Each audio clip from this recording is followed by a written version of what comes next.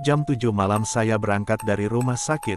Selama di perjalanan saya tidak membunyikan sirene, cuma lampu strobo yang saya nyalakan. Sirene baru saya nyalakan kalau lagi macet saja. Selama di perjalanan, saya lihat tidak ada raut wajah sedih dari ketiga orang keluarganya. Sebelumnya saya perkenalkan diri dulu, nama saya Tony, saya lulus SMA di tahun 2019 dan sekarang sedang kuliah.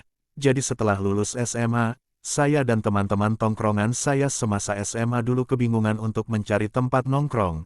Karena kami sudah sibuk dengan kuliah masing-masing dan berbeda kampus. Kalaupun ada beberapa teman yang satu kampus, kami pun jarang berkumpul karena waktu yang tidak cocok. Maka dari itu kami berinisiatif untuk menyewa sebuah kos-kosan dengan tujuan agar tempat tersebut menjadi base camp bagi kami. Jadi siapapun di antara kami yang memiliki waktu senggang bisa ke sana dan menghabiskan waktu bersama. Singkat cerita kami pun mendapatkan kos-kosan tersebut dan kos-kosan kami ini mirip kontrakan. Ada 5 kamar berjejer dan kos-kosan tersebut 2 lantai dengan tangga kayu di tengahnya. Lantai pertama itu kami jadikan tempat menyimpan barang, sedangkan kamar mandinya berada di pojokan ruangan. Lalu lantai 2 kami jadikan tempat berkumpul, dengan diisi beberapa kasur lantai dan kipas angin. Sudah jadi kebiasaan kami untuk membawa teman baru ke kosan kami. Hitung-hitung untuk menambah luas pertemanan saja. Ketika itu salah seorang teman saya membawa seorang wanita, kita sebut saja namanya Ana. Anaknya baik dan supel. Setelah beberapa kali main ke kosan, barulah saya ketahui dari teman-teman bahwa Ana ini bisa melihat hal-hal mistis. Namun Ana sama sekali tidak pernah menunjukkan atau berkata apapun selama di kosan, jadi ya saya biasa-biasa saja. Ceritanya sampailah pada malam Jumat. Waktu itu teman saya menanyakan posisi saya dan mengajak untuk ke kosan. Saya yang saat itu sedang ada kegiatan di luar rumah pun mengiyakan ajakannya. Pikir saya entar pulangnya saya mampir karena searah. Sekalian sekedar mengecek keadaan kosan, tapi di saat saya sampai tidak ada satupun teman saya yang berada di lantai bawah. Jadi bisa saya pastikan mereka ada di lantai atas. Saya pun bergegas ke lantai 2, dan benar saja, saat di ujung tangga saya melihat kelima teman saya, termasuk Ana yang sedang serius memandangi laptop, kirain lagi ngerjain tugas kampus. Ternyata mereka semua sedang menonton film. Setelah disambut dan bersalam-salaman, saya pun duduk berjejer dengan mereka, bermaksud ingin melihat film apa yang sedang ditonton. Ternyata mereka sedang menonton film horor. Awalnya saya biasa saja, namun namanya cewek kalau diajak nonton film serem pasti akan ada teriakan khas mereka. Sedangkan yang cowok palingan tertawa. Setelah beberapa saat menonton, entah mengapa tiba-tiba perasaan saya jadi tidak enak. Konon katanya, jika kita sedang menonton film seram lalu menyebarkan aura ketakutan, bisa mengundang mereka untuk datang. Ditambah ini malam Jumat, dan menurutku saat itu kami memang sudah terlalu berisik apalagi jam dinding sudah menunjukkan jam 11 malam lewat. Namun film belum selesai saat itu, karena itu saya pun bilang kepada teman-teman saya, yuk, sudahi saja nontonnya dan matiin aja laptopnya, tapi kalau mau nongkrong di sini, ya lanjut saja, dan kalau mau pada bubar ya bubar. Saya ngomong begitu karena saya adalah salah satu yang dituakan.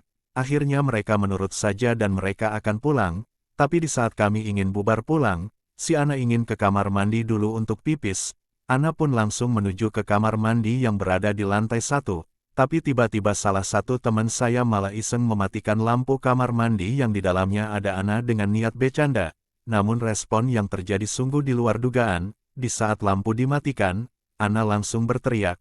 Wajarlah menurut saya saat itu karena kaget, tapi anehnya, teriakannya itu tak berkesudahan dan terkesan gerasak-gerusuk ingin cepat-cepat keluar dari kamar mandi tersebut. Setelah pintu terbuka ia pun berlari menuju sudut ruangan dan duduk mendekap lututnya sambil menangis. Saya yang masih berada di lantai 2 pun segera turun ke bawah untuk memastikan semua baik-baik saja. Sesaat saya berhenti di tangga, sambil melihat Ana. Saya tahu hal buruk akan terjadi. Dan benar saja, kalian tahu apa yang terjadi selanjutnya? Ana yang sedari tadi menunduk menangis tiba-tiba berubah menjadi tertawa. Lalu secara perlahan-lahan dia mengangkat kepalanya ke atas. Saya langsung tersadar bahwa ini bukanlah bercandaan karena, di saat Ana melihatkan wajahnya itu matanya langsung melotot. Suara ketawanya berubah menjadi berat dan serak, layaknya seorang pria. Saya yakin saat itu Ana kesurupan. Spontan saya langsung berteriak memerintahkan teman-teman saya untuk memegangnya. Saat dipegang, Ana memberontak dan tetap sambil tertawa-tawa, tapi akhirnya kami berhasil memegangnya. Saya langsung membacakan ayat kursi di sampingnya, dan meminta teman saya untuk memencet jempol kakinya Ana. Saat itu Ana semakin berontak tidak karuan, namun sepersekian detik Ana pun terdiam, baik tawa maupun gerakannya. Lalu kalian tahu apa yang dia katakan, sambil melotot ke arah kami. Ia berkata, "Saya bawa ya, teman kalian ini," dilanjutkan lagi dengan tertawa terbahak-bahak. Ana pun mulai berontak lagi. Saya takut dan shock sekali mendengar itu. Takut teman kami itu kenapa-kenapa. Saya langsung mengambil HP dan mencoba menghubungi dua teman saya yang terkenal bisa menangani hal-hal seperti ini. Setelah telepon tersambung, saya pun menjelaskan situasi saat itu, seolah mengerti, dan tanpa panjang lebar, teman saya berkata, "OTW, 10 menit." Selama menunggu datangnya teman saya dikejutkan kembali oleh yang merasuki Ana. Jadi posisi Ana saat ini di pojok ruangan dan berhadap-hadapan langsung dengan pintu masuk kosan yang terbuka. Sambil tertawa-tawa ia mengangkat tangannya lalu mulai melambai-lambaikan tangannya seolah memanggil seseorang di pintu kosan yang jelas tidak ada siapa-siapa di sana.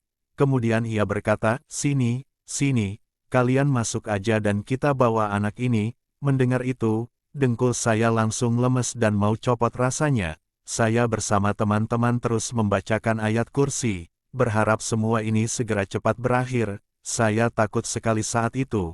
Bukan takut hantunya tapi takut terjadi apa-apa dengan Ana seperti apa yang mereka bilang. Singkat cerita, beberapa saat kemudian, kedua teman yang saya hubungi datang. Mereka meminta kronologis kejadiannya lalu langsung mengambil posisi. Satu di kepala Ana dan satu lagi di kaki Ana. Sambil baca dan komat kamit mereka perlahan mengusap kepala Ana seperti ingin mengeluarkan sesuatu. Beberapa saat kemudian, Ana tersungkur lemas. Setelah itu Ana pun sadar dan langsung dibawa pulang oleh teman saya karena takut ada serangan susulan. Beberapa hari kemudian Ana bercerita pada saya tentang apa yang terjadi. Saat lampu kamar mandi dimatikan, Ana refleks menutup matanya karena kaget. Namun setelah ia membuka matanya kembali, ia melihat sesosok muka tepat hanya beberapa senti di depan wajahnya sedang senyum menyeringai. Itulah yang membuat Ana berteriak dan menangis lantas gerabak-gerubuk ingin buru-buru keluar dari kamar mandi tersebut. Terima kasih buat yang sudah menonton video ini.